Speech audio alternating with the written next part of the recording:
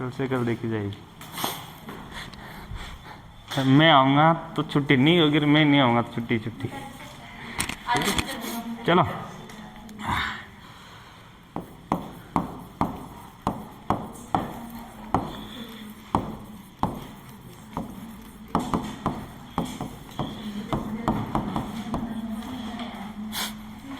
आज डेट कितनी हो गई?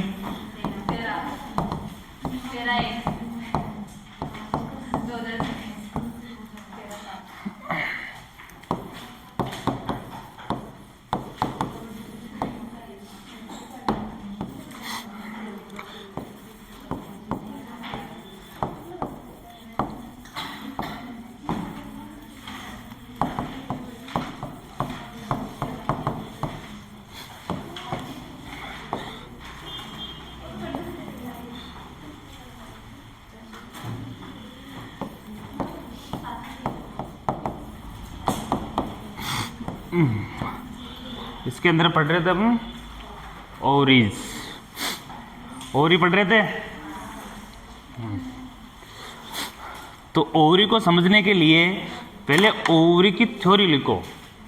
अगर ओवरी को समझना है कि ओवरी का काम कैसे होता है, आपको फिलिपिन ट्यूब का काम पता है, हर चीज का काम पता है, क्योंकि वो अपन ने पहले भी एक्सप्लेन किया था। लेकिन ओवरी एक सेल है। क्या है? सेल का एक पिंड है, एक कोशिका है, जो एक किसका निर्माण करती है? कोशिका का ही निर्माण करती है। और जिसको क्या बोलते हैं अपन? ओवम। इसको क्या बोलते हैं? ओवम। यानी जो सेल है, एक सेल का टुकड़ा, एक पिंड है, वो उसको क्या बोल रहे हैं अपन? ओवरी। और वो क्या, ओवरी क्या काम कर रही है? एक नई कोशिका को जन्म दे रही है। किसको जन्म दे रही है? एक नई कोशिका को जन्म दे रही है, एक नई सेल को जन्म दे रही है। और उस सेल का क्या नाम है? ओवरी। और ओवरी क्या है? ओवम। इसका नाम क्या है? ओवम। ठीक है। यहां तक। दूसरी चीज की अपनी बॉडी की जो निम्नतम इकाई है, ये ध्यान रखना, अपनी जो बॉडी की निम्नतम इकाई है वो कौन सी है? सेल। अपनी बॉडी की जो सबसे छोटी इकाई है वो कौन सी है? सेल। और सेल किसका निर्माण करती है? ऊतकों का। किसका निर्माण करती है? ऊतकों का, यानी टिश्यू का निर्माण करती है। और टिश्यू क्या करते हैं? एक दूसरे से जुड़ के पूरी बॉडी का निर्माण करते हैं। अपनी बॉडी की जितनी भी स्ट्रक्चर है, अपनी बॉडी की जितनी भी स्ट्रक्चर है वो सारी किसकी बनी हुई है? सेल्स की बनी हुई है। और सेल्स से क्या बने हुए हैं? टिश्यू। और टिश्यू की लेयर अपनी पूरी बॉडी को रखती है। हर पार्ट में सेल है, हर पार्ट सेल का बना हुआ है। बॉडी का हर पार्ट सेल का बना हुआ है। ओनली एक पार्ट है इसमें सेल नहीं होती, उसको बोलते हैं बोन। बोन के अंदर कोई सेल नहीं है, क्योंकि बोन स्ट्रक्चर एक बाह्य देखे, अगर इस एक रूप से देखे तो बोन को निर्जीव माना जाता है। क्या माना जाता है? बोन को निर्जीव। नहीं तो बोन के अंदर ब्लड सर्कुलेशन होती है, नहीं बोन के अंदर नर्व सप्लाई होती है, और नहीं बोन के अंदर लिम्फ सप्लाई होती है। बोन के अंदर ऐसी चीजें सप्लाई नहीं होती है। लेकिन बोन के अंदर जो एक फ्लूइड पाया जाता है उसको बोलते हैं बोन मैरो। बोन अंदर से खोखली होती है, और बोन के अंदर जो फ्लूइड पाया जाता है बोन के अंदर की साइड, उसको क्या बोलते हैं अपन? Bone marrow. और बोन मैरो किसका निर्माण करता है? अपने ब्लड का निर्माण करता है। किसका निर्माण करता है? ब्लड का, ब्लड सेल्स का निर्माण करता है। बोन मैरो अपने ब्लड सेल्स का निर्माण करता है, वहां से ब्लड बनता है। इसीलिए बोन इंपॉर्टेंट है अपने लिए, बॉडी के लिए। अब जब बॉडी मर जाती है, तब बॉडी मर जाएगी, तो बॉडी मरने के बाद, मर्त होने के बाद बोन मैरो बनना भी बंद हो जाएगा। बोन मैरो का काम क्या हो जाएगा? बंद हो जाएगा। उसके अंदर तो हर चीज है, वो तो बॉडी से कनेक्टेड है, क्योंकि सेल्स बना रहा है वो। तो बोन मैरो तो एक सेल्स का पार्ट है ना, जो उसके अंदर भरा हुआ है। और जैसे एक बोतल है, अब बोतल कांच की बोतल है, किसी चीज की बोतल है, तो बोतल तो निर्जीव हुई ना, लेकिन उसके अंदर जो फ्लूइड भर रखा है, अपने तेल भर रखा, तो तेल का गुण होगा, जो चीज भर रखी है उसका गुण होगा, वो अलग है। तो बोन मैरो का गुण अलग है, लेकिन बोन अलग चीज है। और बोन अपनी बॉडी में किस चीज से मिलकर बनी है? तो बोन अपनी बॉडी में दो ही चीज से मिलकर बनी होती है, जिसमें एक तो होता है विटामिन डी और दूसरा होता है कैल्शियम। बोन किनसे मिलकर बना है? बोन पूर्ण रूप से विटामिन डी और कैल्शियम से मिलकर बना है। और कैल्शियम की मात्रा अधिक है, इसलिए बोन का रंग कैसा होता है? व्हाइट। अपने दांत भी किससे मिलकर बने होते हैं? कैल्शियम के ही बने हुए हैं। इसलिए धातु का भी रंग कैसा है, व्हाइट है। ये कैल्शियम और विटामिन डी से मिलकर बनी है पूरी बॉडी। इन दोनों के बीच में क्या होता है कि इन्फ्लामेशन होता है, दोनों एक दूसरे से मिलकर क्या करते हैं, दोनों एक दूसरे से मिलते हैं और दोनों एक दूसरे से मिलकर बॉडी को मजबूत बनाने का काम करते हैं। और बॉडी में जो एक बोन है, बोन का अस्तित्व यही है कि अपनी बॉडी को स्ट्रक्चर प्रदान करना, और बोन का कोई विशेष महत्व नहीं है। बोन का क्या महत्व है, अपनी बॉडी को स्ट्रक्चर प्रदान करना। अपन खड़े हैं, मैं खड़ा हूं तो किसके सहारे खड़ा हूं, बोन के सहारे। किसके सहारे खड़ा हूं, मेरी पूरी बॉडी बोन के सहारे खड़ी। हड्डियां नहीं होती, एक मांस का एक टुकड़ा होता, और ये जैसे कपड़े को अपन ऊपर करके छोड़ते हैं उस प्रकार से नीचे गिरा होता। अगर अपने मसल्स होते सारे मस्कुलर ही होते हैं सिस्टम में, और बोन नहीं होते तो क्या होता, जैसे एक कपड़े को अपन उठाते हैं, अब कपड़े के बीच में अपन लोहे का फ्रेम लगा देते हैं तो कपड़ा वैसा का वैसा रहता है, बिल्कुल खड़ा। और उस फ्रेम को हटा दिया जाए तो कपड़ा कैसे हो जाता है, गिर जाता है। वही अपनी बॉडी की स्ट्रक्चर होती है। तो अपनी बॉडी का जो फ्रेम का काम कर रहा है वो कौन काम कर रही है, बोन काम कर रही है। बोन के अंदर चलने के लिए बोन को बांधने का जो काम कर रहे हैं, बोन में कहीं बोल्ट नहीं है, कहीं स्क्रू नहीं है, ये जिस बोन को बांध रखा है इसको बोलते हैं लिगामेंट। क्या बोलते हैं इसको, लिगामेंट। और दूसरे होते हैं कनेक्टिव टिश्यू। दूसरे क्या होते हैं, कनेक्टिव टिश्यू। लिगामेंट बोन को अंदर से बांधता है, कनेक्टिव टिश्यू बोन को बाहर से कवर करता है। तो वो क्या हो गया, जो अंदर से कनेक्ट कर रहा है वो तो लिगामेंट, और जो बाहर से कनेक्ट कर रहा है वो क्या हो गया, कनेक्टिव टिश्यू। तो ये मिलकर क्या करते हैं, बोन को एक दूसरे में बांध के रखते हैं। और कनेक्टिव टिश्यू और लिगामेंट दोनों के अंदर नर्व सप्लाई नहीं होती है, दोनों के अंदर क्या सप्लाई नहीं होती है, नर्व ब्लड सप्लाई होती है और सारी सप्लाई होगी, लिम्फ सप्लाई होगी, लेकिन इन दोनों के अंदर नर्व सप्लाई नहीं होती है। इसलिए अपन चलते भी हैं तो अपने को दर्द नहीं होता है। अगर उसमें नर्व सप्लाई होती तो अपने को दर्द का अनुभव होता बार बार, क्योंकि मुड़ते हैं चलते हैं और रबड़ जैसी स्ट्रक्चर है, लचीले हैं, फाइबर तक है कनेक्टिव टिश्यू में। तो वो क्या करते हैं कि उसे अपने पैर जैसे उठने घूम रहा है यहाँ से, तो बार बार मांस खींचेगा होगा तो उसमें आम चढ़ सकती है ज्यादा, लेकिन नहीं चढ़ती है। क्यों नहीं चढ़ती है, क्योंकि कंटिन्यू में आ रखा है, उसमें नर्व नहीं होती है। एक बॉडी की बनावट है और बॉडी में हमें ऑर्गन सारे फिट है। ऑर्गन भी कनेक्टिव टिश्यू द्वारा हड्डियों से बंधे हुए हैं। सारे ऑर्गन है ना, वो भी किससे बंधे हुए हैं, कनेक्टिव टिश्यू द्वारा अपनी हड्डियों से बंधे हुए हैं, इसलिए वो नीचे नहीं गिरते हैं। किडनी की जगह फिक्स है, हार्ट की जगह फिक्स है, लंग्स की जगह फिक्स है, वो इंच भर नहीं हिलते हैं। और हिल जाते हैं तो बहुत बड़ी समस्या हो जाती है इंसान के लिए। हल्का भी हिल जाता है जगह से तो बहुत बड़ी प्रॉब्लम हो जाती है। इसलिए पूरी बॉडी कनेक्टिव टिश्यू द्वारा किससे बंधी हुई है, हड्डियों से बंधी हुई है।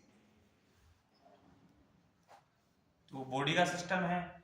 उसी प्रकार जिस ओवरीज की अपन बात कर रहे थे वो भी कनेक्टिव टिश्यू द्वारा किससे बंधी हुई है, ओवरी से बंधी हुई है।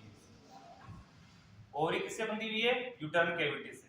कनेक्टिव टिश्यू बंध रहा है पूरा, और कनेक्टिव टिश्यू एक तंतु में उत्तक से बना हुआ, वो किससे लटका हुआ है, अपनी यूट्राइन कैविटी से। किससे जुड़ी हुई है, यूट्राइन कैविटी से। और पूरी यूट्राइन कैविटी एब्डोमल के जो अन्य पार्ट है उनको क्या कर रखी है, उसने घेर रखा है, बांध रखा है कनेक्टिव टिश्यू द्वारा एब्डोमल के। तो वो भी एक कनेक्टिव टिश्यू से बंध रहा है, यानी पूरी बॉडी कनेक्टिव टिश्यू से बंधी हुई है। अब जिस ओवरीज की बात कर रहे हैं, ओवरीज का मेन काम क्या है, ओवम का निर्माण करना। इसका मेन काम क्या है, ओवम का निर्माण करना। तो सबसे पहले इसकी लिखो लैंग्वेज में इंट्रोडक्शन है।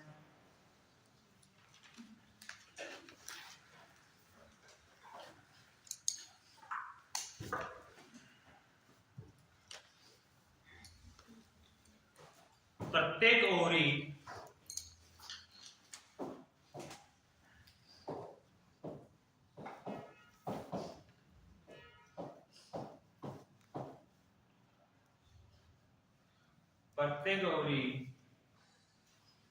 मध्य भाग की ओर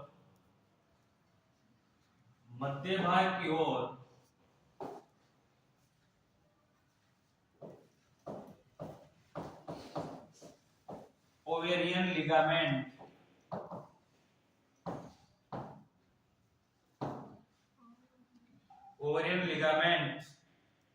द्वारा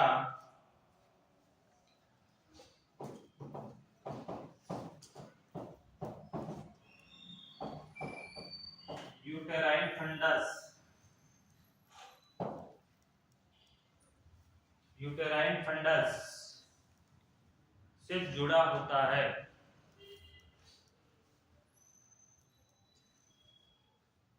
यूटेराइन फंडस से जुड़ा होता है।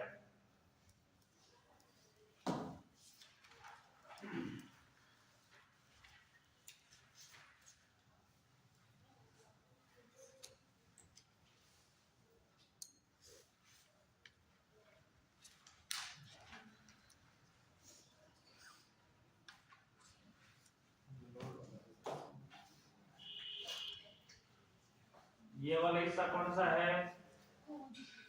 ओवरी। ये वाला हिस्सा कौन सा है? ओवरी।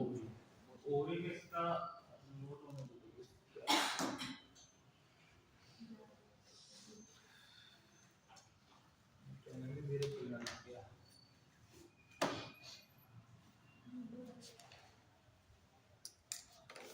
ओवरी जो अपन ने यूट्रन कैविटी की जितनी भी बनाई है इसमें ओवरी पहले बनाई होगी किसी में चित्र में बनाई थी साथ में, उसमें जिस से जुड़ी हुई है उसको क्या बोलेंगे अपन?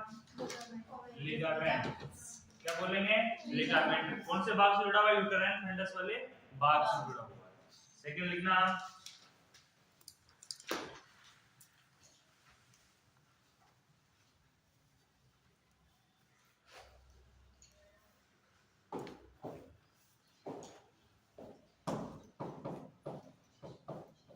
पार्श्व भाग यानी पीछे वाला भाग,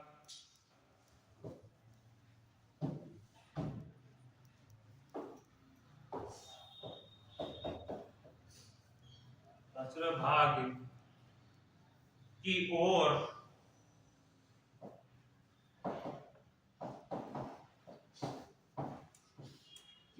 यह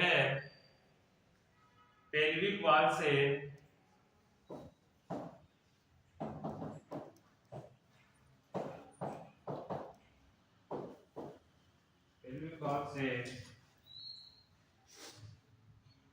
सस्पेंसरी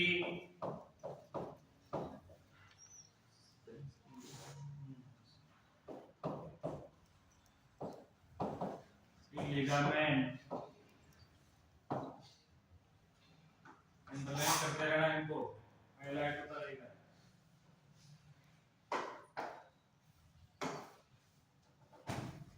लिगामेंट द्वारा जुड़ा होता है।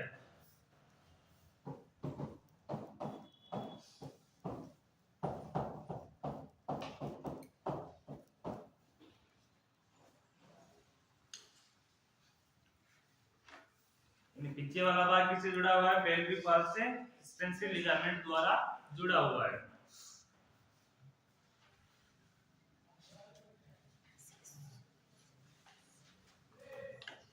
किसका लिखना? नीचे की ओर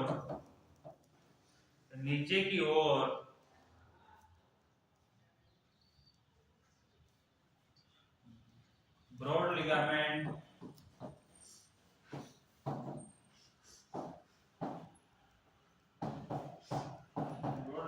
से नीचे की ब्रॉड लिगामेंट से मेसोवेरियम से जुड़ा होता है।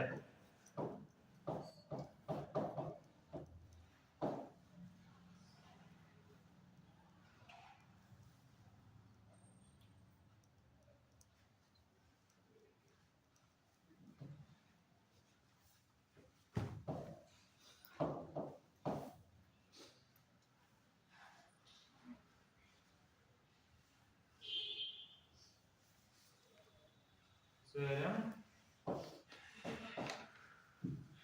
जुड़ा होता है।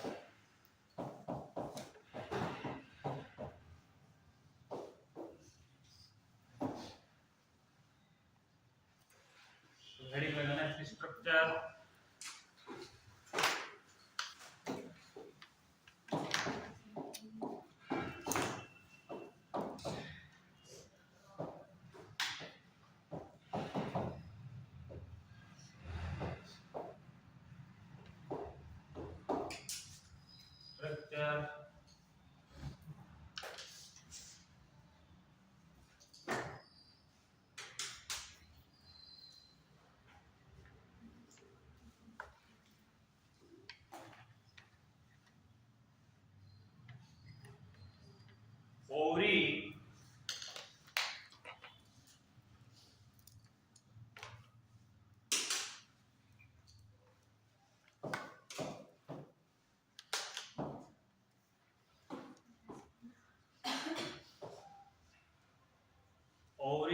चारों ओर से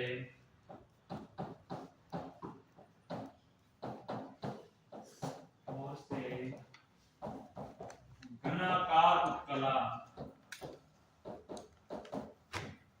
चारों ओर से घनाकार उपकला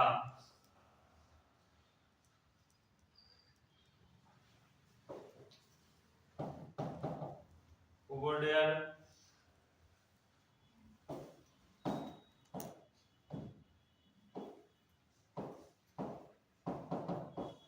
एपिथेलियम,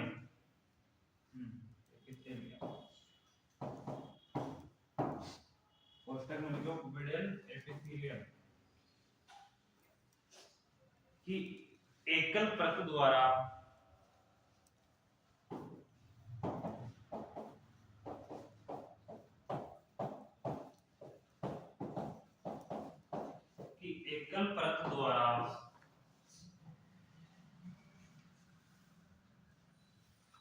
आश्रित रहता है,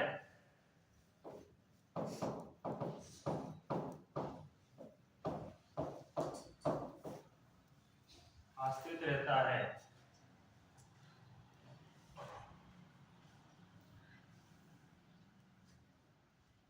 ओवरीज के चारों ओर एक उपकला है,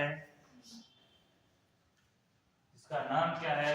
घनाकार उपकला या ओवरडेयर एपिथेलियम की एकल उपकला, यानी एक ही परत है, एकल यानी अकेली परत है जिसके द्वारा पूरी ओवरी क्या है? आश्रित है, यानी ओवरी सारी किसके अंदर है? उसके अंदर है, वो एक बाह्य की उसकी प्रोटेक्शन वाली लेयर है, ठीक है।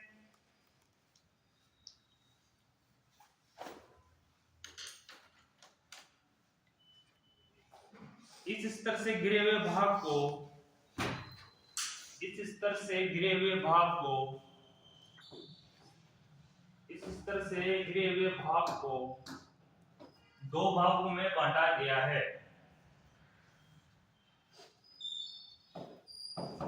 पहला है कॉर्टेक्स,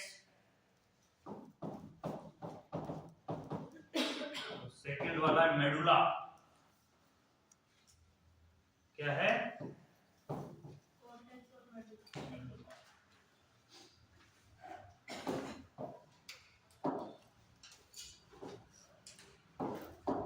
फर्स्ट हेडिंग लगाओ कॉर्टेक्स,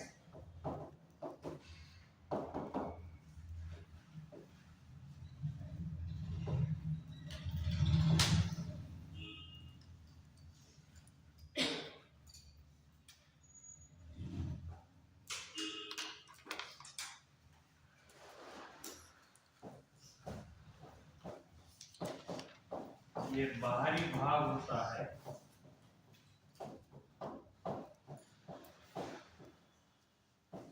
ये कौन सा भाग है? बाहर वाला भाग।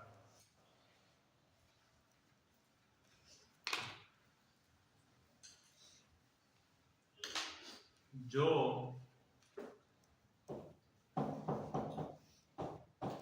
जनन कला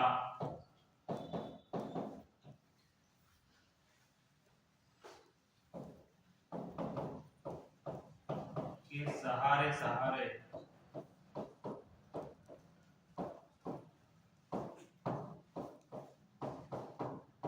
स्थित होता है,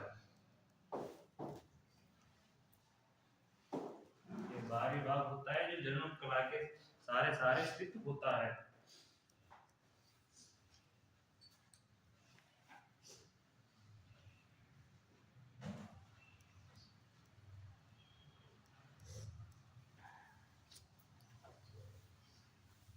इस भाग में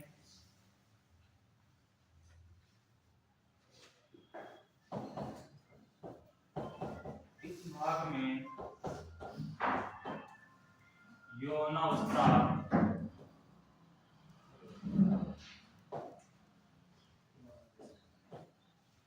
आरंभ होने के पश्चात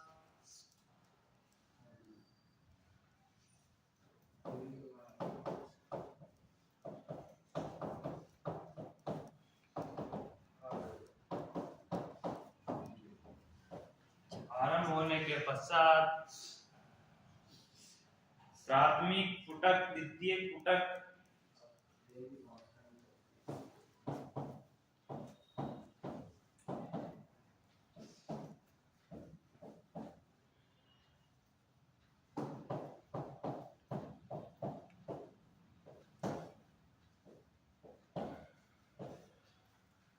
प्राथमिक फुटक, द्वितीयक फुटक एवं परिपक्व है।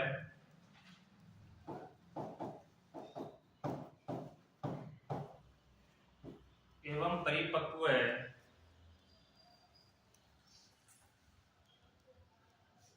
ग्राफियन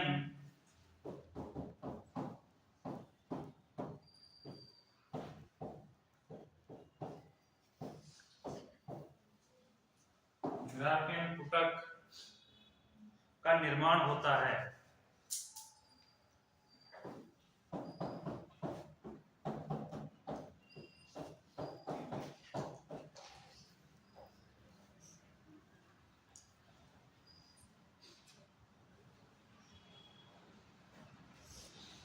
एवं ओवम मुक्त होना भी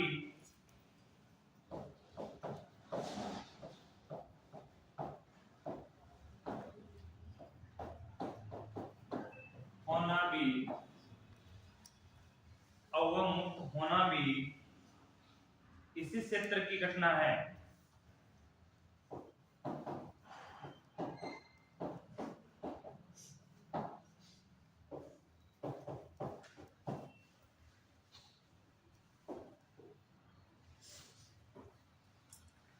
इसी क्षेत्र की घटना है। कार्पस एल्बुकेन का निर्माण भी इसी क्षेत्र में होता है।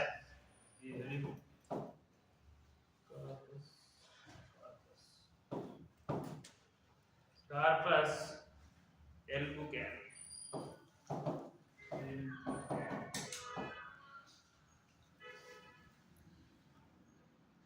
एल्बुकेन्स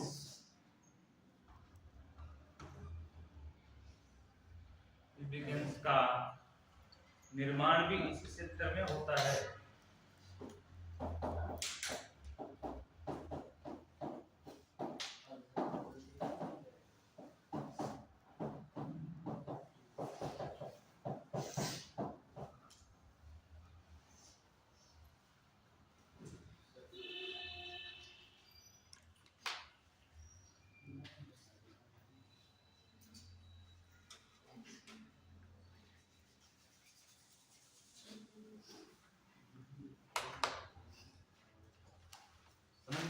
लैंग्वेज नहीं आई अभी तक।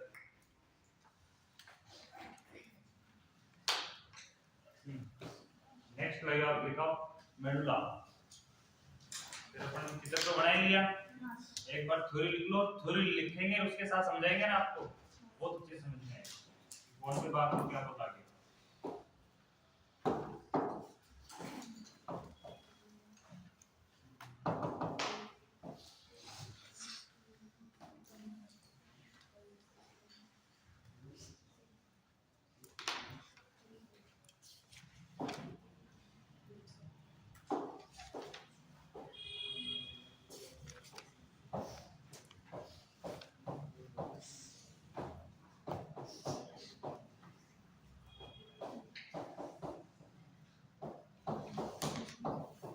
ये ओवे का मध्य भाग होता है।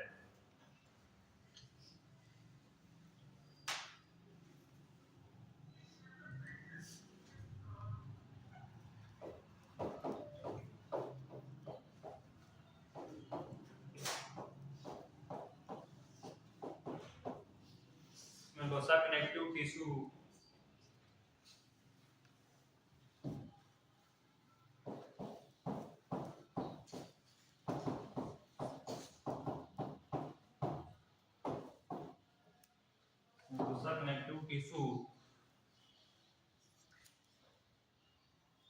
या ढीले संयोजी उत्तक, इनको हिंदी में क्या बोलेंगे?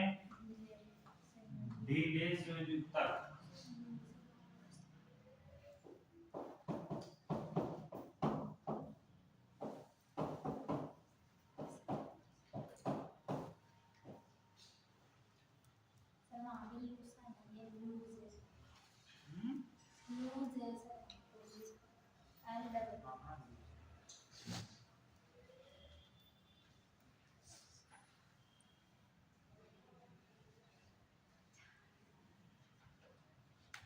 अरेखित पेशियां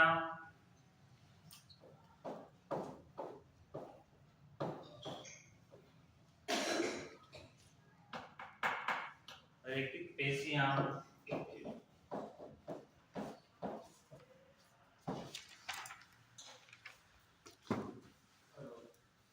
रक्तवाहिनियां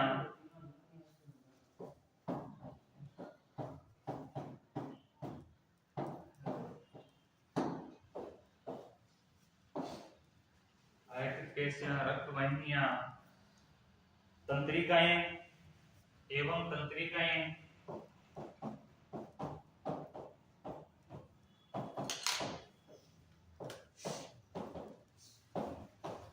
उपस्थित होती है।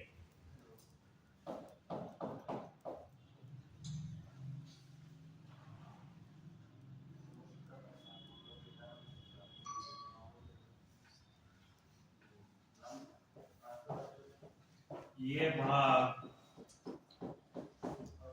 कॉर्टेक्स को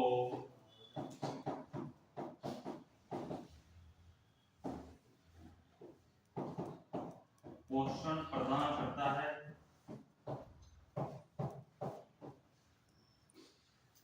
ये भाग कॉर्टेक्स को क्या प्रदान करता है? पोषण प्रदान करता है।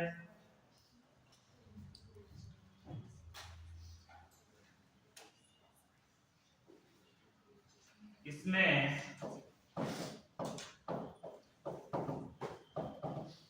टेस्टिस की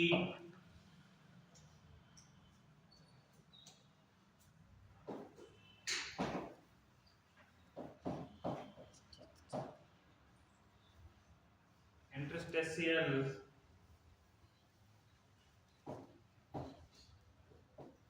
सेल के संजात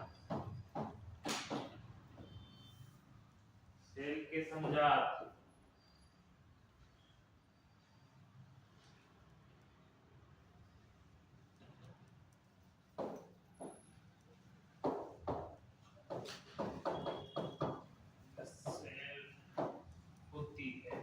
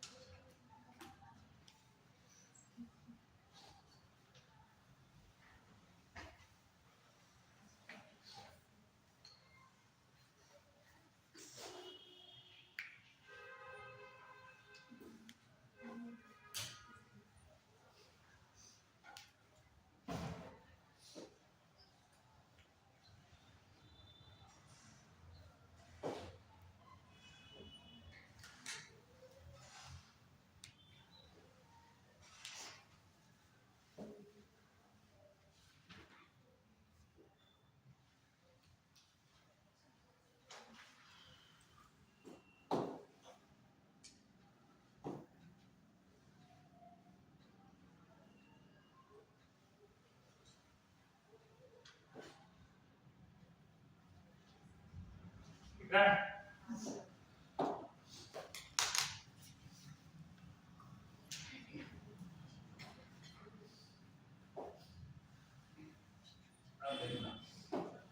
कल जो चित्र बनाया था अपन ने,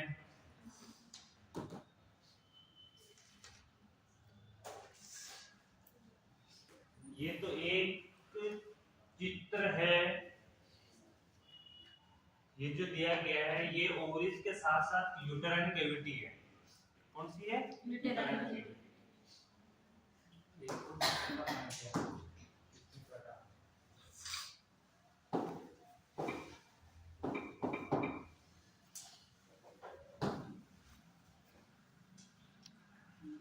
ये वाला ही था, ये अलग था। चलो कोई बात नहीं, आप इसमें ले लो, अपना तो देखना ही तो है। नजर आ रहा है चित्र उसके सामने। यहाँ से लेकर यहाँ तक की जो आपको स्ट्रक्चर दिखाई दे रही है, कौन कौन सी?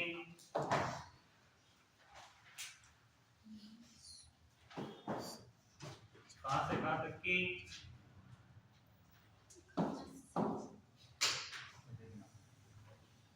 यहाँ से लेके यहाँ तक ये जो आपको स्ट्रक्चर दिखाई दे रही है, ये भाग कौन सा होगा?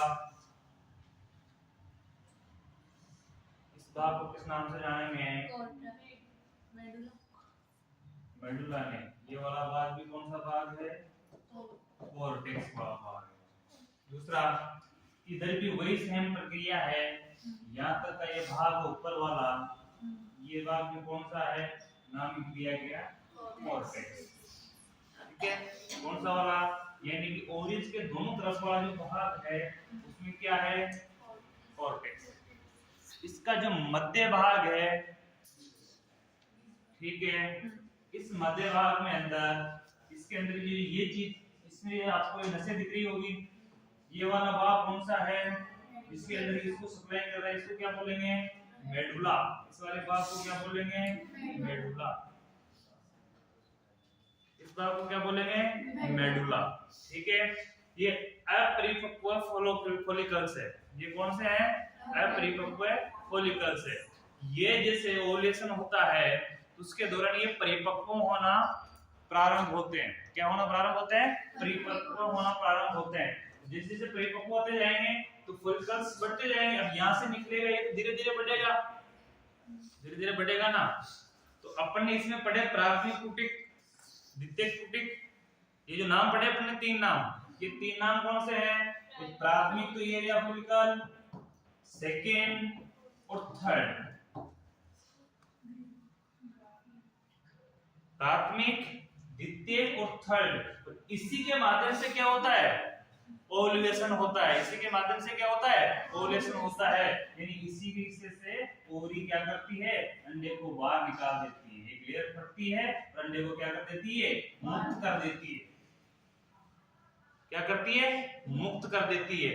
इसी प्रकार जो कच्चे बन रहे हैं फॉलिकल्स, कच्चे अपरिपक्व है, उनका बनने का काम इसी प्रकार ऊपर की तरफ हो रहा है। तो वहां से ओवरी की प्रक्रिया होती है कि ये यहाँ से बनते बनते ये टुकड़ों में दिख रहे हैं कॉर्टेक्स में, ये बनकर वहां से अपरिपक्व बनते हुए इधर आते हैं, इधर से परिपक्व होते हुए निकल जाते हैं। इनको सभी को जो ब्लड सप्लाई दे रहा है, ब्लड सप्लाई, नर्व सप्लाई, यानी जो भी ओवरी को सप्लाई है वो कौन दे रही है? नसें वगैरह जो कौन सा भाग दे रहा है उसको किस नाम से जाना गया? मेडुला। जो किसका बना हुआ है? लूज ऊतकों का बना हुआ है, कनेक्टिव टिश्यू का बना हुआ है, जो कि मुलायम है। बीच वाला भाग क्या है इसका? मुलायम, जिसके अंदर ब्लड सप्लाई भी उसी के अंदर हो रही है, नर्व सप्लाई भी उसी के अंदर हो रही है, यानी जो भी चीज है सारी सप्लाई उसी के अंदर होती है। ये क्या काम करती है? दोनों तरफ पोषण देने का, यानी पूरी ओवरी को पोषण देने का काम करती है। दोनों ओवरी को पोषण देने का काम करती है। दूसरी चीज इसमें ब्लड सप्लाई कौन कर रही है? तो ओवरी से जुड़ा हुआ भाग है, तो ओवरियन आर्टरी और ओवरियन वेनी क्या करेगा? इसका ब्लड सप्लाई लेने देने का काम करेगा। इसका खुद का एक नाम है, क्योंकि ओवरी है, ओवरी के अंदर लेने देने का काम, तो ओवरियन एक पर्टिकुलर वेन आएगी, पर्टिकुलर आर्टरी को क्या देगी? ब्लड देगी, पर्टिकुलर वेन से ब्लड लेगी। खुद की वेन है, यानी खुद की ब्रांचें है, ठीक है, क्योंकि इंपॉर्टेंट पार्ट है, जो खुद की ब्रांचें जिसको सप्लाई करती है। समझ में आया यहाँ तक? यही चित्रता आपने समझा? चलो ठीक है।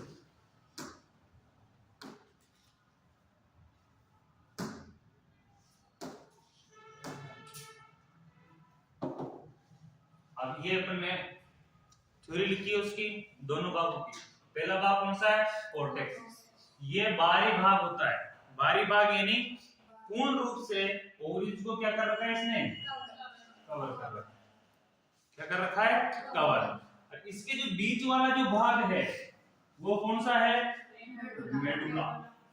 वही कौन सा था? मेडुला। और जिसको कवर करके रखता है उसका नाम क्या है? कोर्टेक्स। मैं कुछ नहीं समझा रहा, ये खुद लैंग्वेज समझा रही है, मैं नहीं समझा रहा। इसमें क्या समझा रही है, जो थ्योरी लिखी है आपने वो बता रही कि ये इस प्रकार का पार्ट है, ये बाहरी भाग होता है, तो ये ओरिन का मध्य भाग है। मेडुला कौन सा भाग है, मध्य भाग है, तो मध्य भाग कौन सा हुआ, मेडुला हो गया बीच वाला भाग, और चारों ओर का भाग कौन सा हो गया, इसलिए कंपैरिजन में कर रहा है उसको ना। जो जनन उपकला के सारे सारे स्थित होता है, जनन उपकला की जितने भी अंदर उपकलाएं हैं, जितने भी अंदर उपकलाएं हैं उनके ये सारे सारे स्थित है, पूरा भाग कहां पे स्थित है, इनके सारे सारे स्थित है। जो इस भाग में यानी कि इसके दोनों तरफ के भाग है, इस भाग में यौवनावस्था के आरंभ होने के पश्चात प्राथमिक पुटिक, द्वितीय पुटिक और परिपक्व ग्राहकीय पुटिक का निर्माण होता है। परिपक्व पुटिक का यानी कि जहां फॉलिकल्स बन रहे थे, वो बनने का फॉलिकल्स का काम हो रहा था, ठीक है, वहां से ये प्राथमिक यानी कि ओव्यूलेशन होना प्रारंभ हो जाता है, बनना प्रारंभ हो जाता है, तो जगह से ये मुक्त करने का काम करती है। ओम को क्या काम करती है, मुक्त करने का। तो वो सारी प्रक्रिया पुटिक का निर्माण हो रहा है, ये वो ओम मुक्त इसी क्षेत्र से होता है। ओम मुक्त भी कहां से होता है, इसी क्षेत्र से, तो कोर्टेक्स वाले क्षेत्र से ही होता है, ठीक है। कार्पस एल्बुकेन का निर्माण भी इसी क्षेत्र में होता है, कार्पस एल्बुकेन का निर्माण भी इसी क्षेत्र में होता है। इसमें देखना दूसरा, ये बीच वाले लूज कनेक्टिव टिश्यू, ढीले संयोजी ऊतक, अरेखित पेशियां, अरेखित इन रेखीय पेशियां, दूसरा कि रक्त वाहिनियां और तंत्रिका उपस्थित होते हैं। इसके अंदर क्या उपस्थित होते हैं, तंत्रिकाएं उपस्थित होती है। ये सारी चीजें इसके अंदर उपस्थित होगी, मेडुला के अंदर। इस कोर्टेक्स पोषण प्रदान करता है, कोर्टेक्स को क्या प्रदान करता है, पोषण प्रदान करता है। और ये टेस्टिस इंटेस्टाइनल सेल्स के संजात इसमें क्या होती है, एक सेल्स होती है जिसका नाम क्या है, हिलुस सेल्स, ठीक है। या तो कंप्लीट है, और आप लिखो इसमें ब्लड सप्लाई।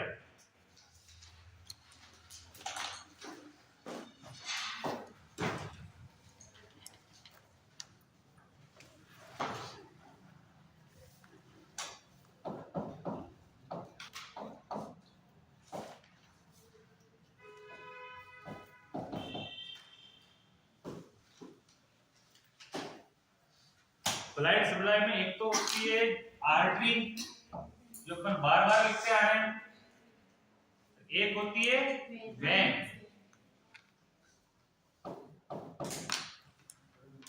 आर्टरी, दूसरी कौन होती है, वेन। आर्टरी कौन सी है इसमें, ओवेरियन आर्टरी।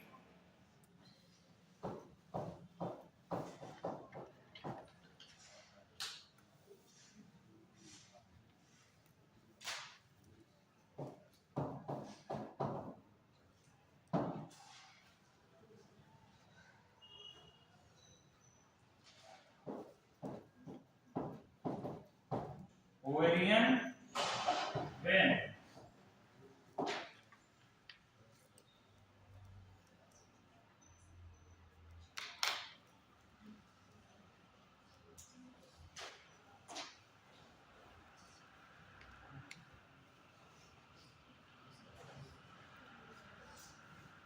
इसमें नोट लगा के लिखना इंपॉर्टेंट है।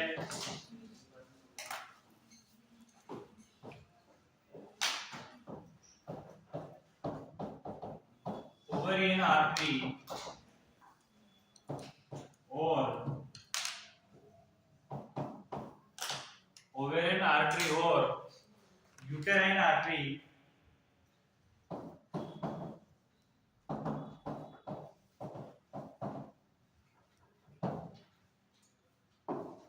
ओवेरियन आर्टरी और यूटेराइन आर्टरी एक ओपनिंग द्वारा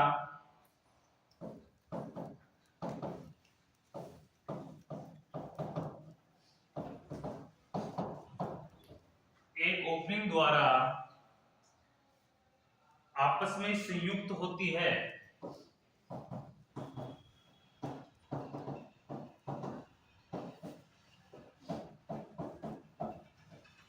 क्या होती है, आपस में संयुक्त होती है, यानी कि आपस में मिलती है। और जहां मिलती है उस संरचना को क्या कहते हैं, एनास्टोमस। क्या बोलते हैं, एनास्टोमस।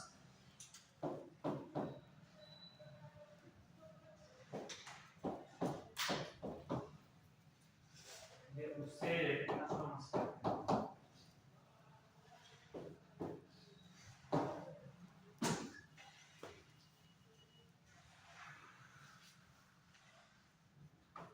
अंडरलाइन करना मत भूलना।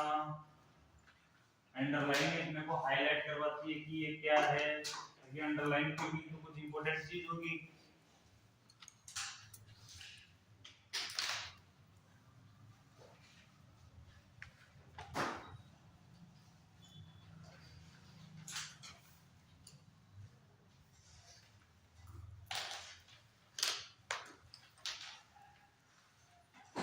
अब इसका लिखना कार्य फंक्शन।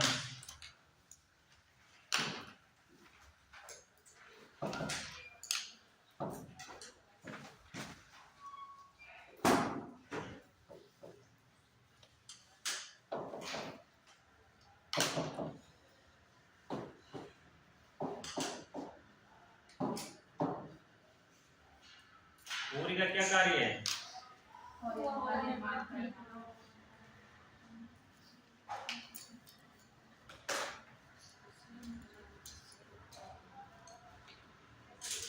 इसमें फर्स्ट लिखना ओवरी परिपक्व है। ओवरी परिपक्व है।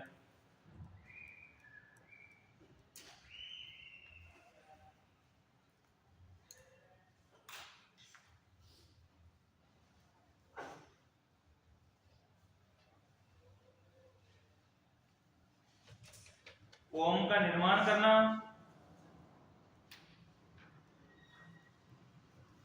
ओवरी परिपक्व ओम का निर्माण करती है, करना, ये इसका पहला काम है।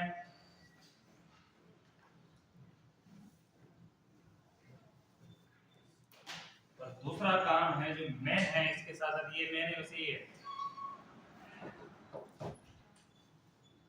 एस्ट्रोजन।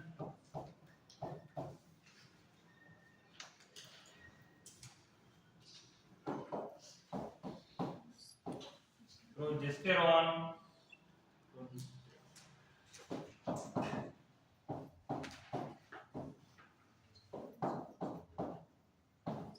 हार्मोन बनाना।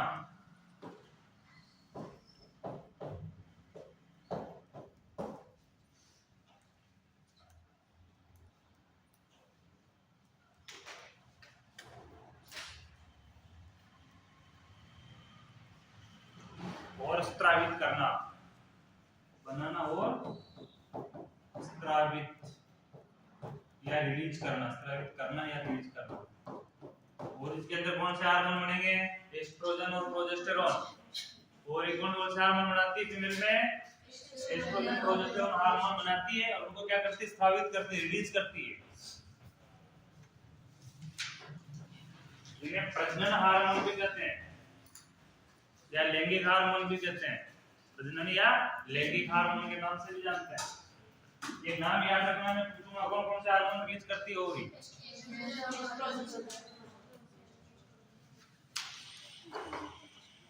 टेस्टोस्टेरोन हार्मोन कौन आता है? टेस्टोस्टेरोन टेस्टिस बनाता है। इसी प्रकार ये कौन से हार्मोन बनाती है? एस्ट्रोजन और प्रोजेस्टेरॉन। और ये खत्म, समझ में आए?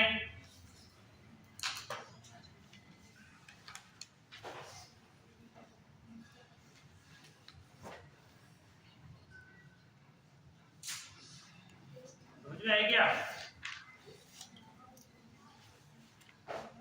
लास्ट हेडिंग लगाओ, कौन कौन से खत्म कर दिए अपन ने? एक्सटर्नल और इंटरनल दोनों खत्म है। फीमेल जो जेनिटल ऑर्गन पढ़ रहे थे अपन, कौन कौन से पढ़े अपन ने? एक्सटर्नल में कौन कौन से है नाम बताओ? एक्सटर्नल के मॉन्स प्यूबिस, माइनोरा मेजोरा और क्लाइटोरिस और वेस्टिबुल। वेस्टिबुल में कौन कौन सी ओपनिंग थी? चार ओपनिंग थी। कौन कौन सी?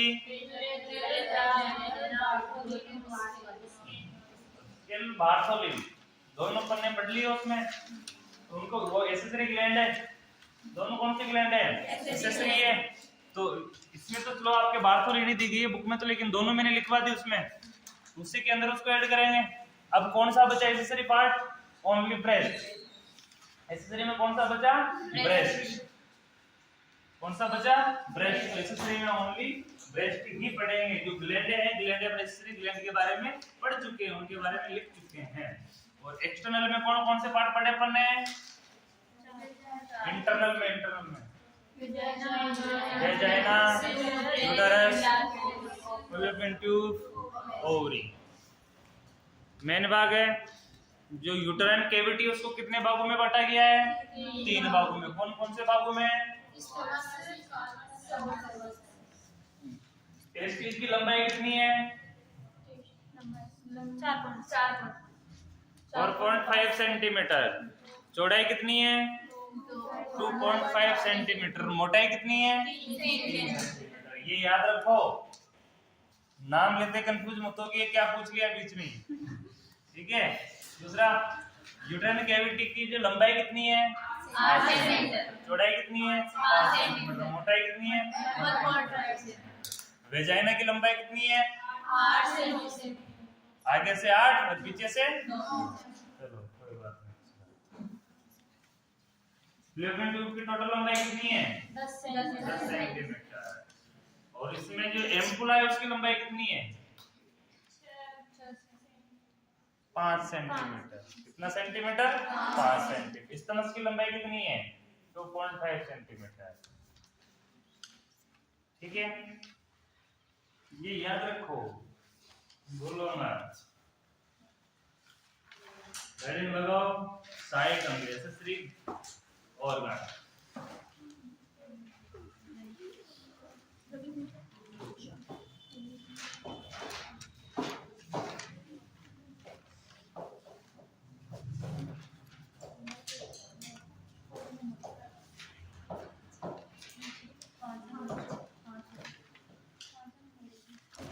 नंबर लगा सकते हो, नहीं लगाओ कोई अलग ही पार्ट है एसेसरी ऑर्गन। ये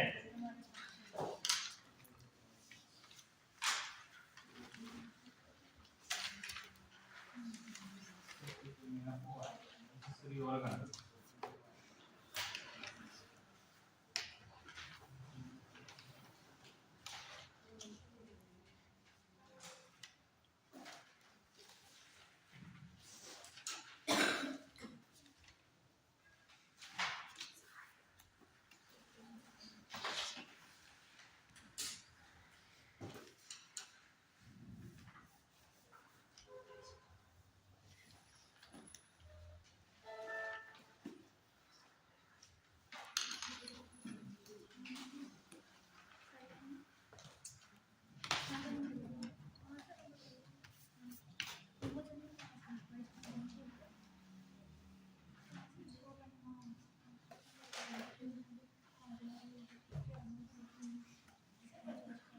फर्स्ट लिखना है एसेसरी ग्लैंड।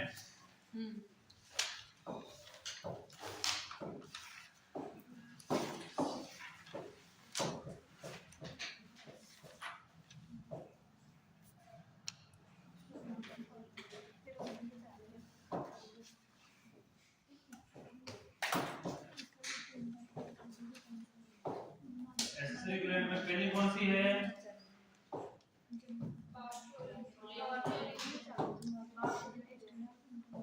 पहली कौन सी है? बारथोलिन ग्लैंड। कौन सी है? बारथोलिन ग्लैंड।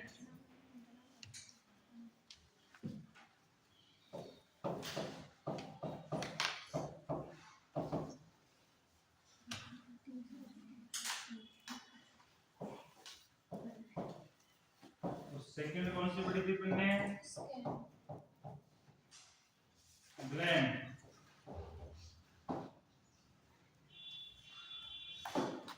दोनों नाम लिख लो सिर्फ।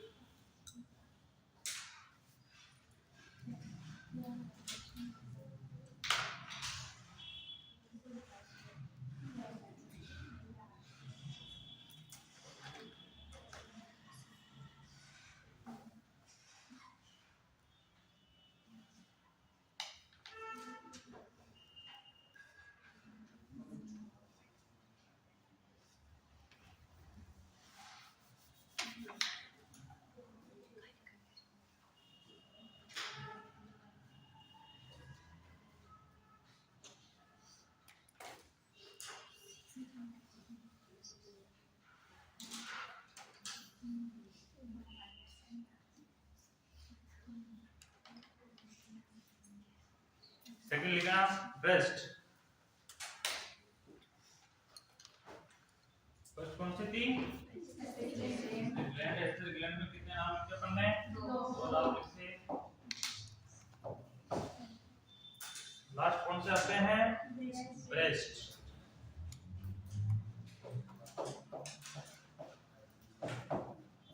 ब्रेस्ट का डायग्राम दिखाने की जरूरत थोड़ी ना है, नहीं है ना। ब्रेस्ट तो अपन ने फर्स्ट ईयर में पढ़ा था। कहाँ पढ़ा था? एक्सक्लूसिव ब्रेस्ट फीडिंग में, चाइल्ड में पढ़ा था ना, एक्सक्लूसिव ब्रेस्ट फीडिंग के दौरान। या नहीं पढ़ा? नहीं पढ़ा हो तो इसका चित्र आपसे बनना भी नहीं, मैं बस चित्र सर्च करूंगा तो बनवाऊंगा। अगर मैं चित्र खुद बनाता हूँ या मैं गूगल से देखूंगा डायग्राम, तो मैं बनवाऊंगा कॉपी में।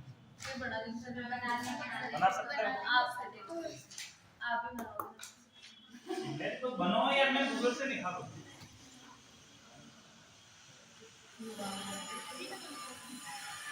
कोई दिक्कत नहीं, मैं तो गूगल से निकाल सकता हूँ।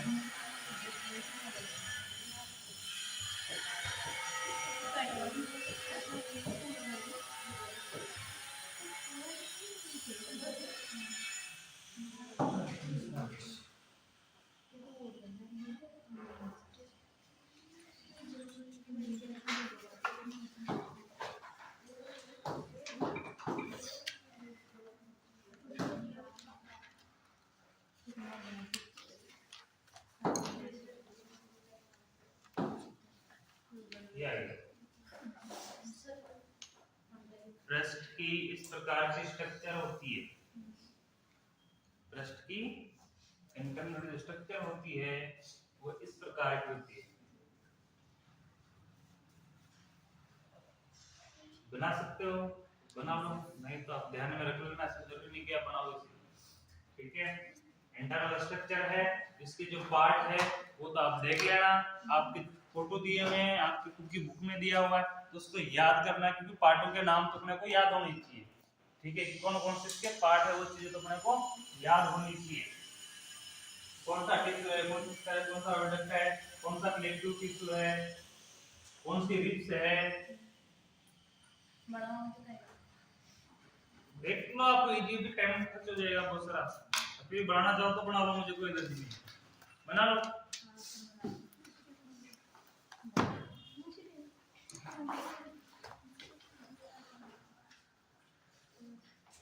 चलो अच्छी बात है।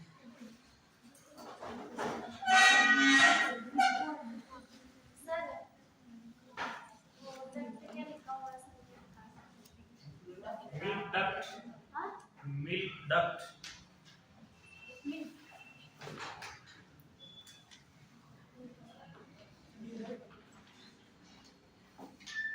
इसी की बात कर रहे हो ना? ये मिल्क डक्ट, मिल्क डक्ट जहाँ मिल्क स्टोर होता है। मिल्क डक्ट हुआ है ये नलिका है, इसमें मिल्क क्या होता है? स्टोर होता है। ठीक है, सर वो ऊपर भी एक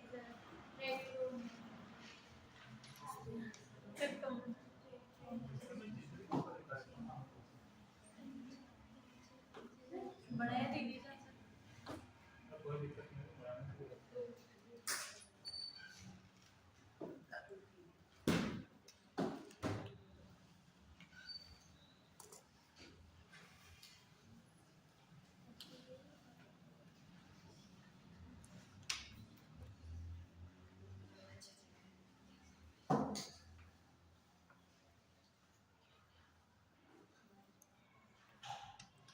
इस प्रकार एक स्ट्रक्चर होती है।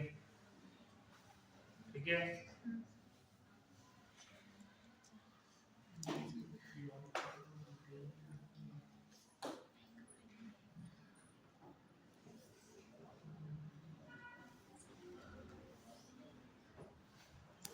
नाम लिख के काफी है, नाम को समझना है।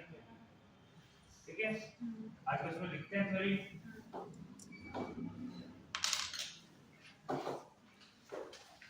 ब्रेस्ट के अंदर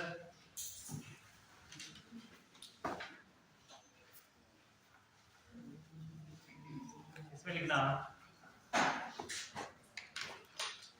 ब्रेस्ट में नहीं, मादा में ऐसे लिखना, मादा में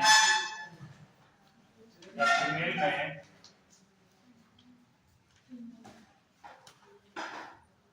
एक जोड़ी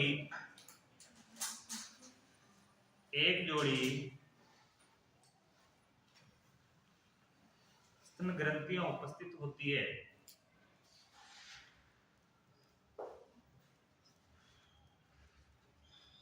एक जोड़ी स्तन ग्रंथियां उपस्थित होती है। जोड़ी किसको बोलते हैं? जोड़ी किसको बोलेंगे? और दर्जन किसको बोलते हैं? 12 चीजें एक साथ हो उसको किस नाम से जानेंगे? दर्जन के नाम से जानते हैं। और जो दो एक साथ हो उसको किस नाम से जानते हैं? जोड़ी के नाम से जानते हैं। जैसे जूते की जोड़ी, मोजे की जोड़ी, इस प्रकार जोड़ी है, दो है। ठीक है, यह सहायक जनन अंग भी कहलाते हैं, एक्सेसरी ऑर्गन।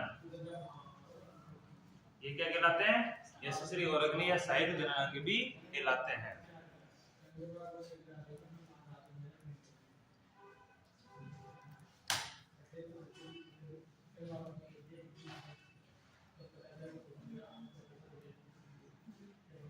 क्योंकि ये ग्रंथियां शिशु जन्म के पश्चात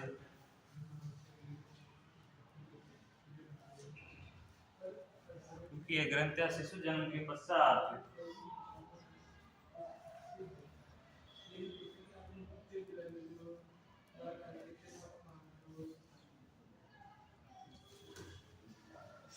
दुग्ध निर्माण का कार्य करती है। क्या काम करती है? दूध बनाने का काम। जब बच्चे का जन्म होता है तो बच्चे को किस चीज की जरूरत होती है? ब्रेस्ट फीडिंग की, मिल्क की जरूरत होती है ना, तो उसका क्या करते हैं? निर्माण।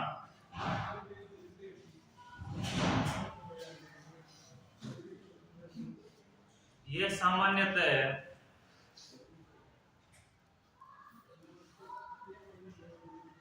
दो से 6 सेकंड से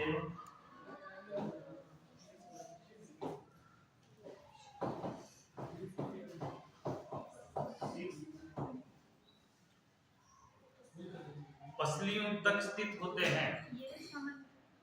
सामान्यतः 2 से 6 पसलियों तक, इन रिब्स तक स्थित होते हैं।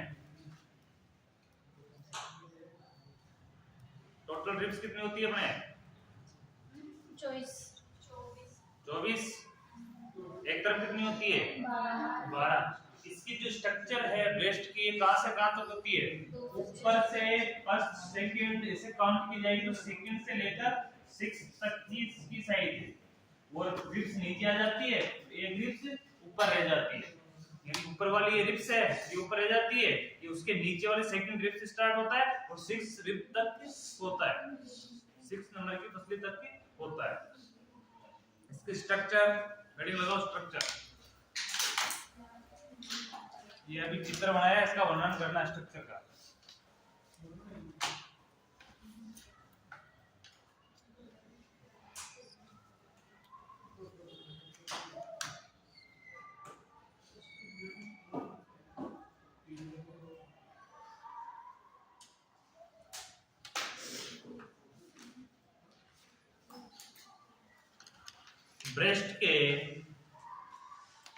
ब्रेस्ट के अग्र सिरे को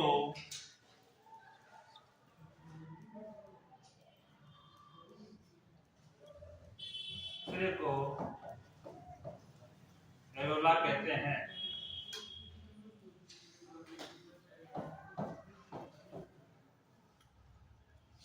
कौन से सिरे को बोलेंगे? अग्र सिरे को। अब अपन इसके हिसाब से ही चित्र बनाते हैं, आपने तो बना ही लिया। इस प्रकार जिसका नजर आ रही है पीछे आपको, आ रही थी ना? ये मस्कुलर लेयर है। कौन सी लेयर है ये? मस्कुलर। इसमें क्या होता है? मसल्स होते हैं जिससे ब्रेस्ट जुड़ा रहता है। ठीक है। इसके अंदर आपको इस प्रकार की स्ट्रक्चर दिखी होगी। ये रिब्स है। क्या है? रिब्स, पसलियां। ये अपन के अर्ध चित्र पढ़ रहे थे, कटा हुआ चित्र पढ़ रहे थे ना अपन, इसलिए कटी हुई नजर आ रही है, लेकिन ये क्या है? रिब्स है। ये कौन सी थी? पसलियां।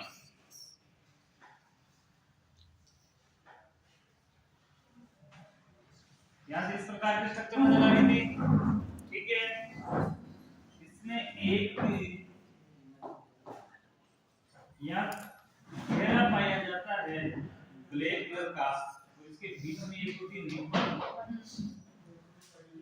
अभी जो घेरा पाया जाता है इसके और ब्लैक, उस घेरे को किस नाम से जानेंगे? एरोला के नाम से। किस नाम से जानते हैं? एरोला के नाम से। एवं अन्य भाग की तुलना में ये अधिक पिगमेंटेड होता है। अन्य भाग की तुलना में ये अधिक पिगमेंटेड होता है। पिगमेंटेड यानी गहरे रंग का। कैसा होता है? गहरे रंग का। अन्य भाग की तुलना में एरोला कैसे रंग का होता है? गहरे रंग का।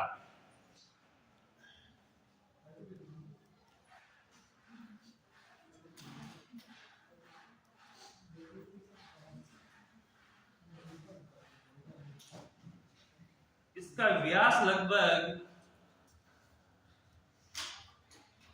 इस घेरे का जो व्यास है, इसका जो चक्कर है, ये कितना होता है? लगभग 2.5 सेंटीमीटर।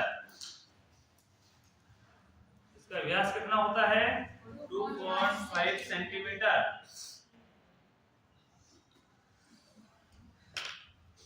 ठीक है।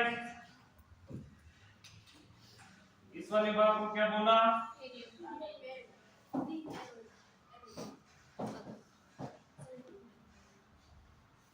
इसके सामने ये क्या होती है? इसको किस नाम से जानते हैं? निप्पल के नाम से। किस नाम से जानते हैं? निप्पल के नाम से।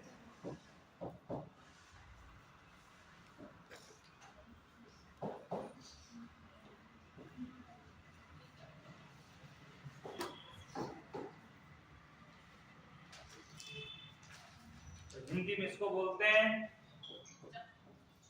उच्चक।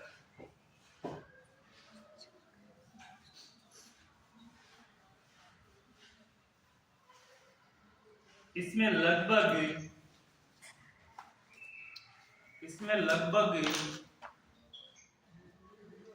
15 से 20 दुग्ध वाहिनियां आकर खुलती है। इसमें लगभग 15 से 20 दुग्ध वाहिनियां आकर खुलती है।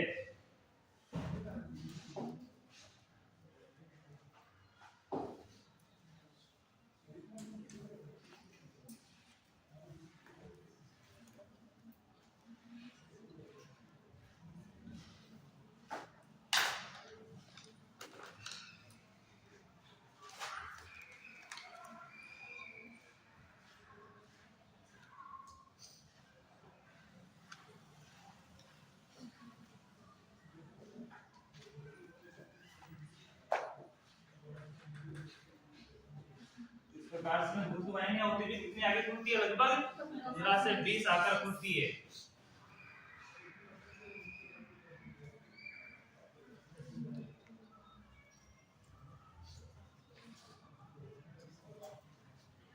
संपूर्ण ब्रेस्ट में संयोजी ऊतक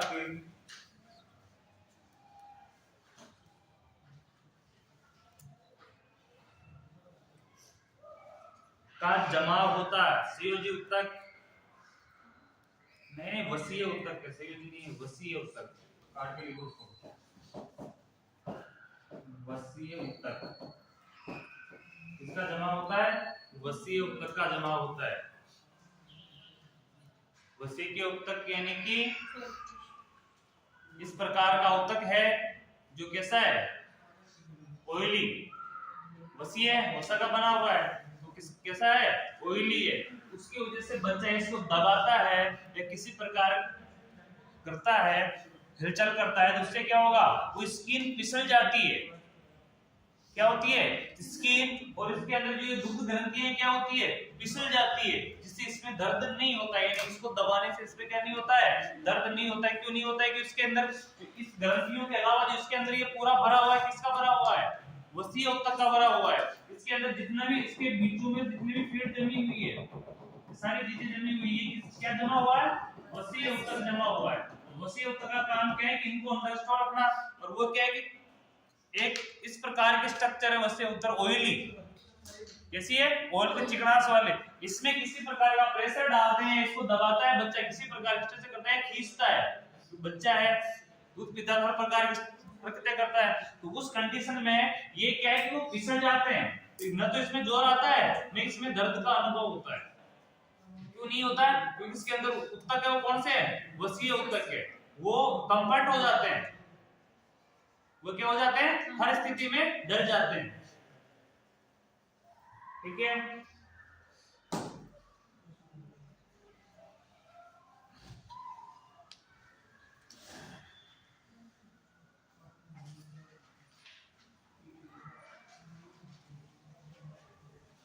लेकिन निप्पल एवं एरोला के नीचे,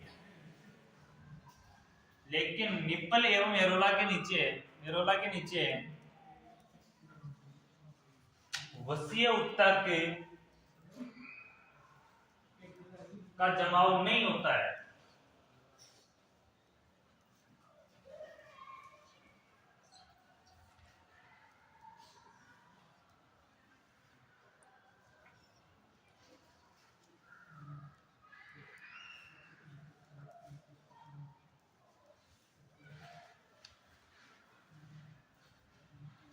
प्रत्येक स्तन अंदर से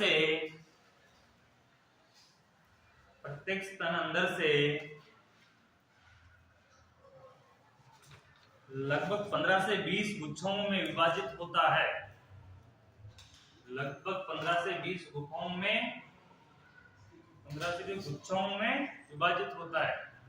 गुच्छा यानी अंगूर के जैसे गुच्छे होते हैं अंदर, और वो जो अपने को एक नलिकाएं निकलती, दुग्ध वाहिनियां निकली हुई है, ये गुच्छों से निकली हुई है, तो जितनी उनकी संख्या होगी कितने क्या होंगे उसमें गुच्छे होंगे, क्योंकि प्रत्येक नली में लगभग एक गुच्छा तो होगा, तो जितनी वो नलियां होगी, दुग्ध वाहिनियां होगी, इतने क्या होंगे, गुच्छे होंगे। इसका काम क्या होगा, मिल्क प्रोडक्शन करना, इनका काम क्या होगा, मिल्क प्रोडक्शन करना, और जहां से मिल्क प्रोडक्शन होगा इनका काम क्या है, सभी ग्रंथियों का मिल्क प्रोडक्शन करना है। काम क्या है इसका, मिल्क प्रोडक्शन करना। और ये जो नलियां हैं, इन नलियों का काम क्या है, इन नलियों का काम है मिल्क डक्ट का काम करना है, मिल्क को स्टोर करना। क्या करना, मिल्क डक्ट। अब ये मिल्क डक्ट क्या होते हैं इसमें देखना, जब प्रेग्नेंट लेडीज नहीं होती है तो उसमें ब्रेस्ट का आकार क्या होता है, छोटा होता है, और जब प्रेग्नेंट होती है तो प्रेग्नेंट होने के कुछ दिनों बाद धीरे धीरे क्या होने लग जाता है, ब्रेस्ट में भी ग्रोथ होने लग जाती है, और जब वो स्तनपान करवाती है तभी उसमें ग्रोथ रहती है। जैसे स्तनपान करवाना बंद कर देती है, धीरे धीरे क्या हो जाती है, वापस ग्रोथ डाउन हो जाती है। तो उसके पीछे रीजन क्या है, उसके पीछे रीजन ये कि जो मिल्क का प्रोडक्शन होगा, किसका प्रोडक्शन होगा, मिल्क का प्रोडक्शन होगा। तो मिल्क का प्रोडक्शन होगा तो मिल्क बनने से पहले जब फीमेल प्रेग्नेंट होती है तभी एक फ्लूइड बनता है इसके अंदर। क्या बनता है, क्या नाम से जानते हैं उसको, अरे बच्चे को क्वेश्चन बार स्तनपान करवाते हैं ना, क्वेश्चन पहले से तो बनता है वो, तो वो बनता है।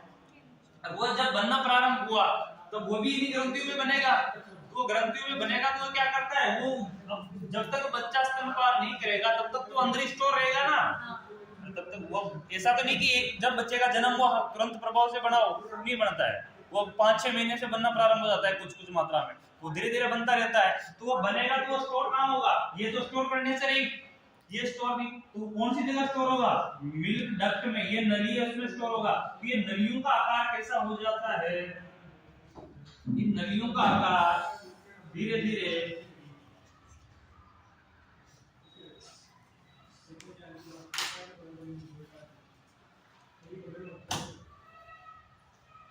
इस प्रकार से होने लग जाता है। क्या होने लग जाता है कि जो एक मुख, ये मुख तो कहां खुल रहा है, निपल में आके, और बीच में क्या हो जाती है, फूल जाती स्टोर करके रखती है, इसलिए इसको क्या बोला, डक्ट बोला। तो यहाँ पे वो कोलेस्ट्रॉल स्टोर रहता है, ठीक है, क्या स्टोर रहता है, वो स्टोर रहता है, इसी में मिल्क स्टोर रहता है, इसको मिल्क डक्ट बोलते हैं। इस समय ये पोजीशन देख रहे हैं अपनी, ये खाली ब्रेस्ट की देख रहे हैं, कौन सी देख रहे हैं, खाली ब्रेस्ट की देख रहे हैं। जब ब्रेस्ट भरा, इस ब्रेस्ट के अंदर मिल्क भरा हुआ होगा, ये डक्ट क्या होंगे, फूले हुए मिलेंगे, इस प्रकार से फूले हुए मिलेंगे, इसकी स्ट्रक्चर इस प्रकार से होगी, इस प्रकार से इसकी स्ट्रक्चर होगी, क्योंकि मिल्क ही तो भरेगा, ठीक है, इसलिए इसका आकार बढ़ जाता है, इसलिए क्या हो जाता है, ब्रेस्ट का आकार बढ़ जाता है, और इसकी स्किन है उसमें क्या आ जाती है, तन्यता आ जाती है, यानी खिंचाव अनुभव होता है, क्या हो जाता है, खिंचाव अनुभव, टाइटनेस ज्यादा बढ़ जाती है, क्योंकि ये खाली स्थान क्या हो जाते हैं, भर जाते हैं। और जब ये भरेंगे, जब बच्चा स्तनपान करेगा तो ये स्तनपान से वो क्या करता है, मिल्क को खींचता है, स्तनपान के जरिए जबड़े के पावर से क्या करता है, वो मिल्क को अपने अंदर खींचता है। तो जब खींचता है तो धीरे धीरे इनमें से मिल्क नहीं आता, किसमें से आता है, इस डक्ट में से आता है, डक्ट में से थोड़ा थोड़ा मिल्क अंदर आ रहा है, बच्चा जैसे खत्म कर देता है, खत्म करने के बाद ये खाली हो जाता है, खाली होने के बाद वापस में ढीलापन हो जाता है, वापस क्या हो जाता है, ब्रेस्ट में ढीलापन हो जाता है। लेकिन घंटे 2 घंटे तक अगर बच्चे को फिर ब्रेस्ट फीडिंग नहीं करवाएंगे तो वापस क्या हो जाता है, इसमें टाइटनेस हो जाती है। क्यों हो जाती है, क्योंकि मिल्क प्रोडक्शन रेगुलर चल रहा है, मिल्क तो रेगुलर बन रहा है ना, वही कारण होता है, ठीक है। और ये कंडीशन है, उसके बाद जैसे बच्चा स्तनपान करना बंद कर देता है, मिल्क का प्रोडक्शन बंद हो जाता है, उसके बाद इसमें क्या स्थिति होती है, उसके बाद ये डक्ट क्या रखते हैं, डक्ट तो बन गया एक बार, जैसे जिस फीमेल ने कभी बच्चे को जन्म ही नहीं दिया है, यानी प्रेग्नेंट ही नहीं हुई है, प्रेग्नेंट नहीं हुई तो उसमें डक्ट बनते ही नहीं, उसकी जो ब्रेस्ट है उसकी टाइटनेस हमेशा रहती है, उसकी टाइटनेस जब तक वो बच्चे को जन्म नहीं देगी या प्रेग्नेंट नहीं होगी तो उसकी टाइटनेस कभी नहीं जाती है ब्रेस्ट की, क्योंकि उसके नॉर्मल है कि उसमें डक्ट का निर्माण ही नहीं हुआ है। उस समय डक्ट का निर्माण तो कब होगा, धीरे धीरे होगा, जब फीमेल प्रेग्नेंट होगी, क्लस्टर बनना प्रारंभ होगा, कुछ हार्मोन सीक्रेट होंगे, तब जाके होगा। उस समय हार्मोन सीक्रेट ही नहीं हुए, उसमें डक्ट का क्या काम, कोई फ्लूइड है ही नहीं, ग्रंथियां नॉर्मल काम कर रही है, काम ही नहीं कर रही हो, इस प्रकार से है। उस समय जो ब्रेस्ट की साइज होगी छोटी होगी, छोटी के साथ साथ वो क्या होगी, टाइट होगी।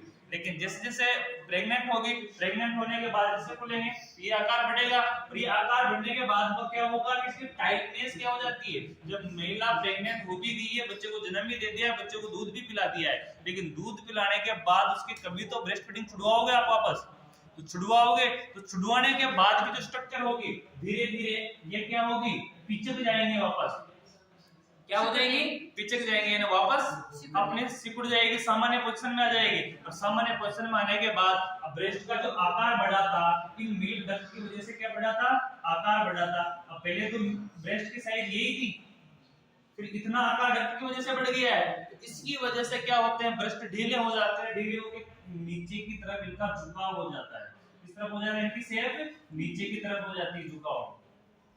जब ब्रेस्ट खाली हो जाता है तो इसका झुकाव क्या हो जाता है, नीचे की तरफ हो जाता है, यानी कि मांस की जैसे मांस का टुकड़ा नीचे झुक रहा हो वैसे हो जाता है, ऐसी स्ट्रक्चर हो जाती है। ये एक कारण है।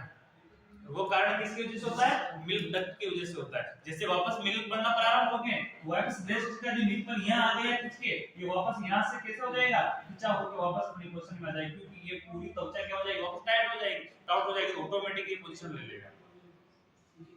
ये स्ट्रक्चर होती है, ठीक है, यहाँ तक समझ में आया। आगे देखना, जिनमें कुपिकाओं के गुच्छे होते हैं, जिनमें कुपिकाओं के गुच्छे होते हैं, कुपिकाएं यानी कि दुग्ध ग्रंथियां के गुच्छे होते हैं,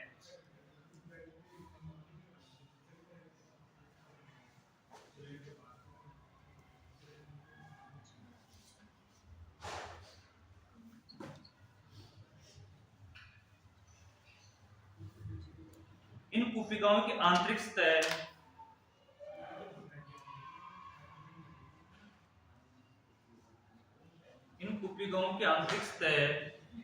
घनाकार उपकला, घनाकार उपकला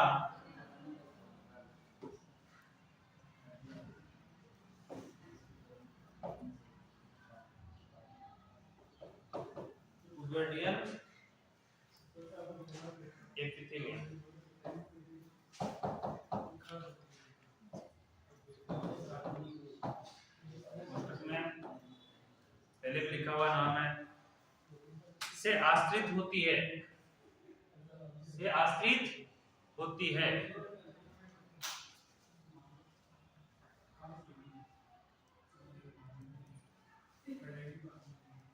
और ये कोशिकाएं क्या काम करती है? मिल्क सिक्रेशन का काम करती है। किसका काम करती है? मिल्क सिक्रेशन का काम करती है।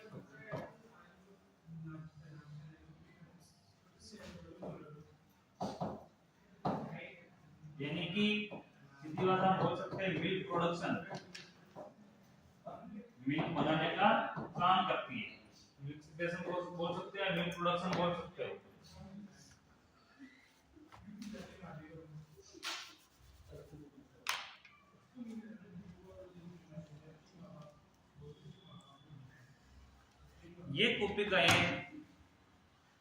ये कोशिकाएं अनेक वाहिकाओं, ये कोशिकाएं अनेक वाहिकाओं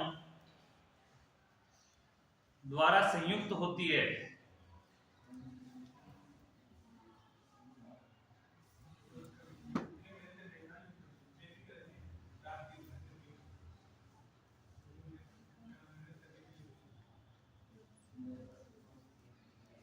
और वाहिनिकाएं संयुक्त होकर, आगे लिखना, और वाहिनिकाएं संयुक्त होकर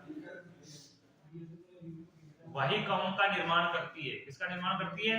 वाहिकाओं के। यानी कि सीधी सीधी बात है कि अंदर से जो कोशिकाओं से जो निकल के आ रही है वो क्या है?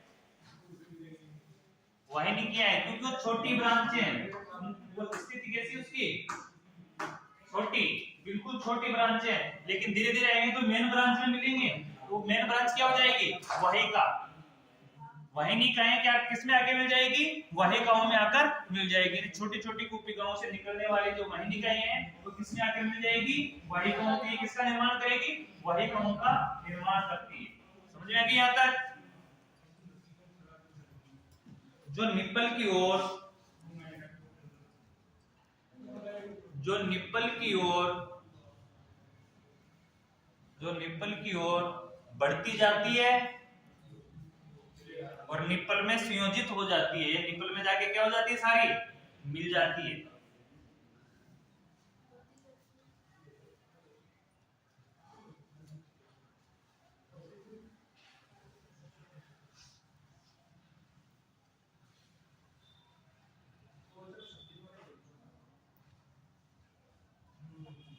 एवं अंत में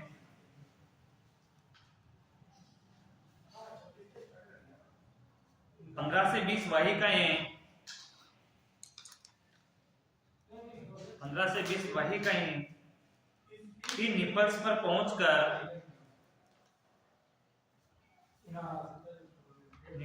पहुंचकर ओपनिंग बनाती है।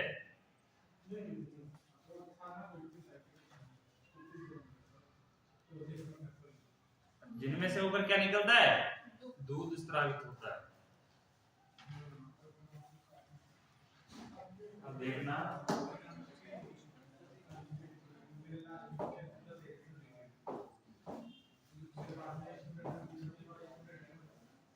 एक बार इधर लिख लियो तो सर एक बार रिपीट करना। रिपीट कर रहा हूं। नहीं 15 से 20 में निप्पल पर पहुंचकर ओपनिंग बनाती है, नहीं खुलती है। इनसे ऊपर दूध स्रावित होता है। अब देखो, इन्होंने जिस कोशिकाओं की बात की है, अब इन कोशिकाओं को अपन, ये जो वाला हिस्सा है, कौन सा वाला हिस्सा? ध्यान देना, ये वाला हिस्सा है, ये क्या है? कोशिकाएं। कौन सा हिस्सा है ये? कोशिकाएं। अब ये कैसी होती है देखना,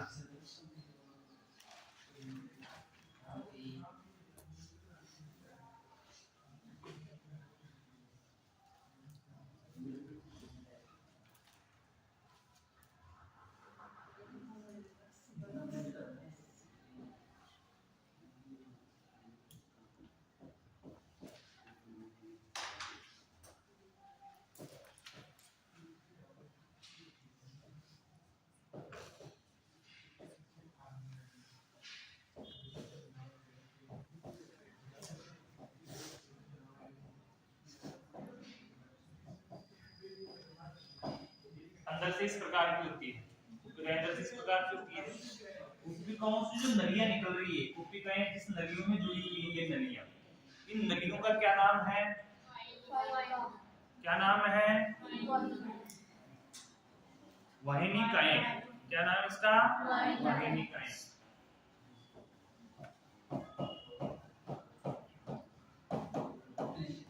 वाहिनिकाएं ये क्या काम करती है? वाहिनिकाएं कहाँ की खुलती है? ये सारी वाहिनिकाएं क्या काम करती है? सारी वाहिनिकाएं एक नली है, उसको बोलेंगे अपन वाहिका। इसमें आके खुलती है, सारी किसमें आके खुलेगी? इसमें आके खुलेगी, तो सारा दूध इसके अंदर आएगा। इसी प्रकार से पूरे ब्रेस्ट में ये हमने एक चित्र बनाया पढ़ने के, जैसे हर स्ट्रक्चर ऐसी होगी। ये भी क्या करेगी? यहाँ से आगे जाएगी, आगे जाएगी तो आगे इधर से भी कोई ऐसी ब्रांच आ रही है, इधर से भी ऐसी ब्रांच आ रही है, इधर से भी कोई ऐसी ब्रांच आ रही है। ये भी सारी मिलती हुई कहाँ जाके खुल जाती है? निपल्स में जाके खुलती है। और निपल्स तक पहुंचते पहुंचते इनकी जो संख्या ज्यादा में होती है, वो संख्या कितनी रह जाती है? ओनली 1520 रह जाती है। और वो 1520 जो नलिकाएं हैं, उन्हीं में डक्ट होता है, इनमें डक्ट नहीं है। ये पूर्ण रूप से डक्ट नहीं है। इनमें से जो दूध आएगा वो डक्ट में आके मिलेगा, तो डक्ट तो वही होगा जो निपल से पहले जुड़ी होगी। डक्ट कौन से ट्यूब में होगा? जो निपल से पहले जुड़ा होगा, जो निपल से डायरेक्ट कनेक्टेड होगा। तो यहाँ पे नहीं होता, लेकिन जो नली डायरेक्ट निपल से जुड़ी हुई है उसमें निपल के पास में डक्ट होता है। डक्ट किसके पास में होता है? निपल के पास में होता है, निपल से दूर नहीं होता।